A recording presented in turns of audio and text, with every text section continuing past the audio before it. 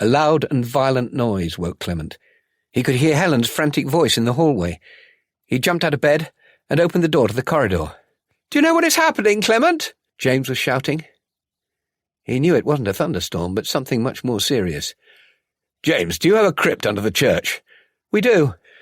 "Take Helen and the children and get them into it as fast as possible. Don't forget your gas masks." With each passing second, the low droning increased, until it roared in the darkness above them, the unstoppable barrage so loud that it passed through one's very core. Then came the detonation. Clement grabbed his dressing gown and, wrapping it around himself, reached for his gas mask and then ran downstairs.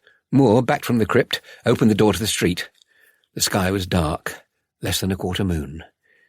People were gathering on the street, struck with astonishment at what was happening, but the sight of the local vicar opening the church was enough for many to follow.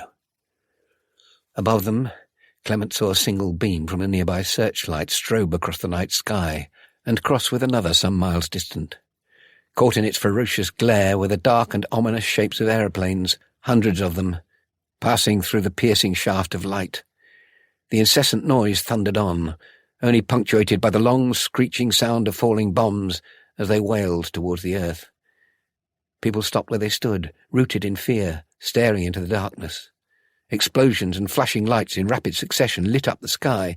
It was raw and powerful. Death was raining down. James opened the door to the church and people ran for its shelter. "This way!" James shouted, as frightened people, women, children and the elderly, descended the dark stairs in complete silence. "Clement, do you have any matches?" James asked. He shook his head as a man beside him produced a matchbox, and James lit the lamp hanging on the wall beside the staircase. "Is that the only lamp?" Clement asked. James nodded. "I have several on the bookcase in my study, useless now." "I'll go back." "Are you sure, Clement?" James handed in the keys to the rectory. Clement held no illusions about his own mortality. A line from his favourite Shakespeare play, Henry V, popped into his head. "We are in God's hand, brother, not in theirs." It was just as truthful for them this night in London as it had been for the English at Agincourt. He hurried up the stairs and into the night. The noise was intense.